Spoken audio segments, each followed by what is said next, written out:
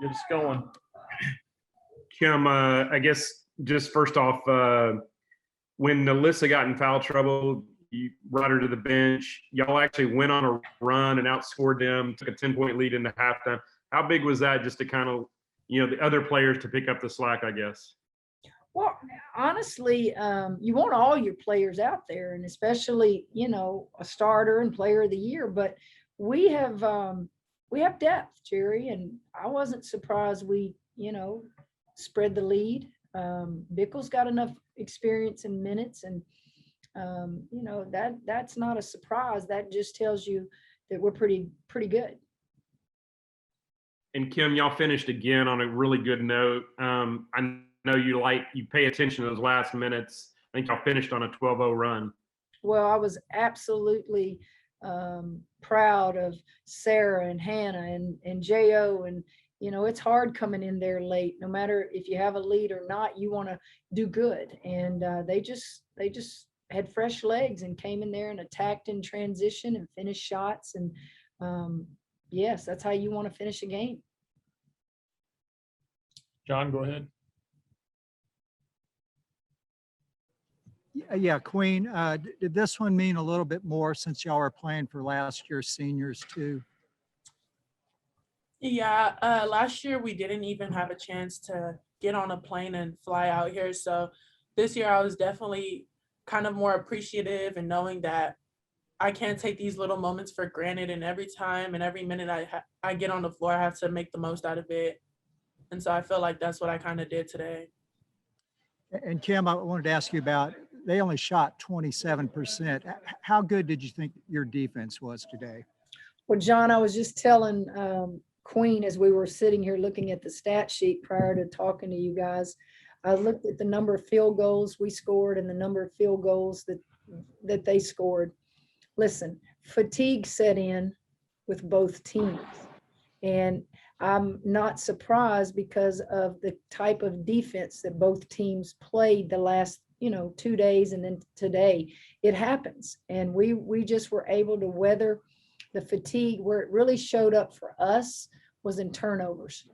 We got lazy with the ball. I thought for West Virginia, where the fatigue showed up was missed shots. They had some open looks and missed it, and we were trying to guard them, but they had some open looks that they normally make, because they've got 4 scorers on that team that can score the basketball. Thank you. All right, Jack, go ahead. Kim, you said that this feeling never gets old. What this year makes this so much special compared to the other times that you've been able to do it? I can think of a couple of reasons. One, what makes it so special is what Queen just said. This is her time to shine. This is Alyssa's time to shine. This is Moon's time to shine. And those who remain loyal to a program will reap the rewards. They've learned and they've battled to come and be the one in the spotlight. And then secondly, I feel for those 4 seniors. Those 4 seniors didn't get to do this, and they would have had an opportunity to cut down another net, maybe a national championship, because we felt like we had a team last year that could get to a Final Four in New Orleans.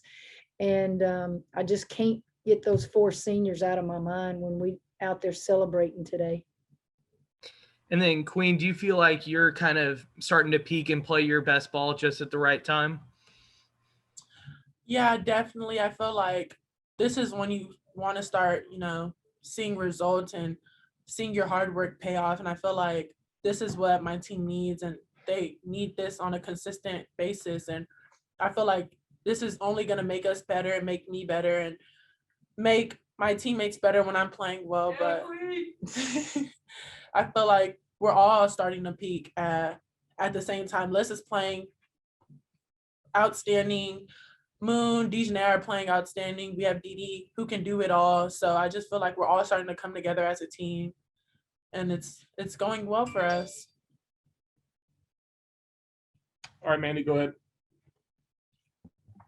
Hey, Queen. Yesterday, Moon talked about when she shoots the ball, and she has a lot of confidence just because she knows if it doesn't go in, she has you and Alyssa right there. Just kind of reflect on that, how the presence of you two on the court just pick up the confidence of your teammates because they know you all will be there. That's really nice of Moon to say.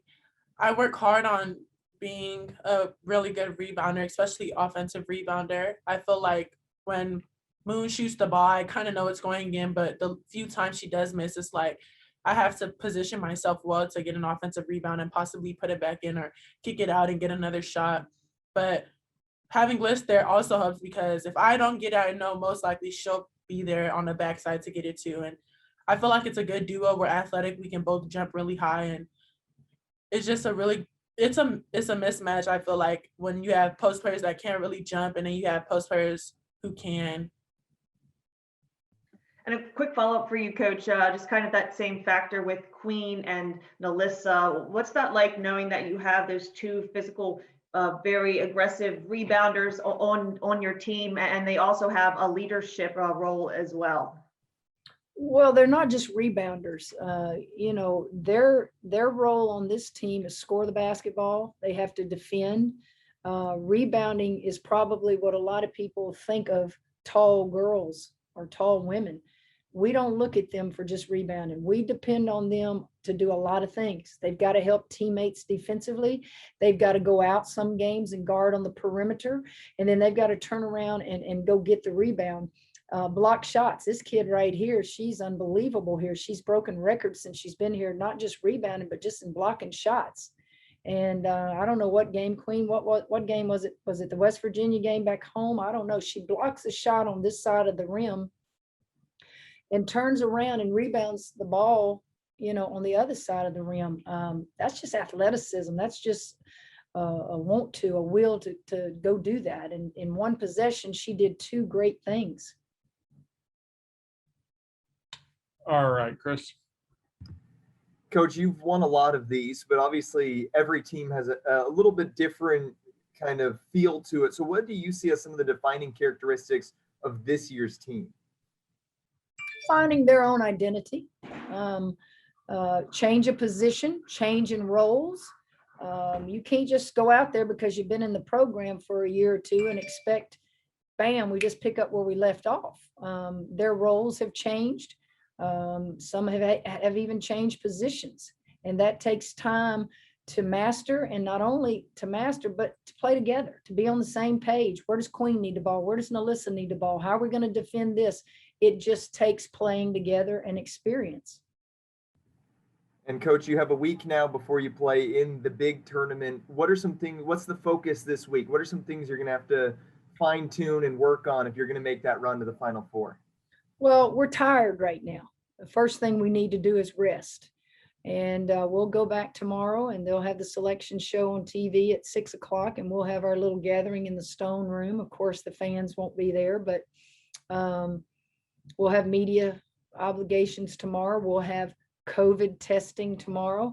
And then I'm sure we have to leave Tuesday sometime and go be in a bubble for a week before we even play. Do you understand how hard that's going to be? And we're going to try to do everything we can to stay safe and healthy and give ourselves an opportunity to make a run here in the NCAA tournament. This will be like nothing I've ever experienced. We were here 4 days in a bubble, and I'm about to pull my hair out. So being in a bubble for a week, you know, it's going to be tough. And then if you keep winning, you're going to just extend that bubble. It's I don't know, but we'll do the best we can. Guess I better go buy some books to read. All right, Smoke. Kim, is the way Queen playing a Final Four type level now for you guys as a team? Not that you might not have made it without that, but the way she's raised her game, is it now at that level? Yes, and I told her that as well. Queen Egbo now has her own identity. She is not living in somebody's shadow. She's not trying to do what previous players have done. And when you find what that is, your niche, then do it to the best of your abilities. And she really is. And we knew it was in her.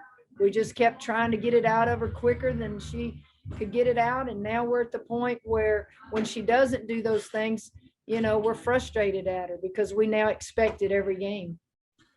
Queen, what's it like to know that everyone recognizes what you've done in recent weeks? it's really good to know that I'm starting to get a little bit of recognition, but at the end of the day, I know my job isn't done. I know my team still has a long way to go.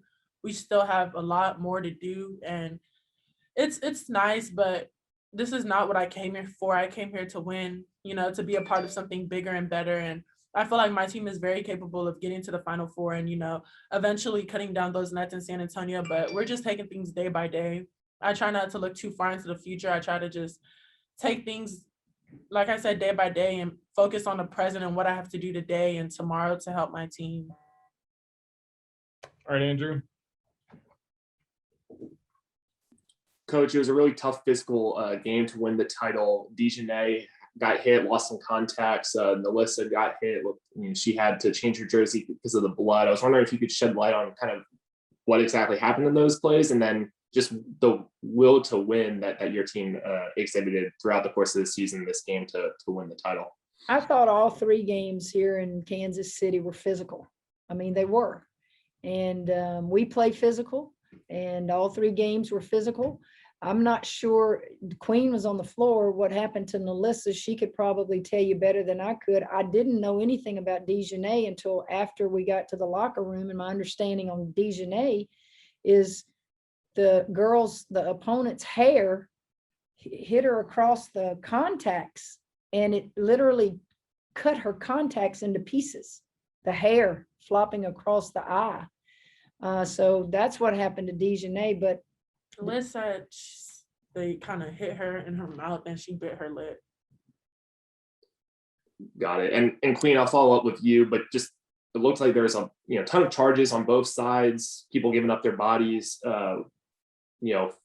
just being in that game. What can you describe the toughness that it took to just continue to persevere the whole tournament, but today specifically to ultimately win the game and stick with it? It took a lot of toughness, but I feel like that's the least of my team's concerns. I feel like we're very physical and we handle aggressive plays and aggressive players really well. I feel like we have good leaders and people who can keep us calm and cool. And I feel like at the end of the day, that's what you need when things get tough and hard, is to know we're all on the same page and not to get rattled and to not, let that get to us. Because at the end of the day, the opponents see it, the fans see it, we see it, and we just need to stay under control. And I feel like we did a good job of that in the second half. Sure. Thank you. Jerry, go ahead. Yeah, Queen, Kim mentioned your blocking.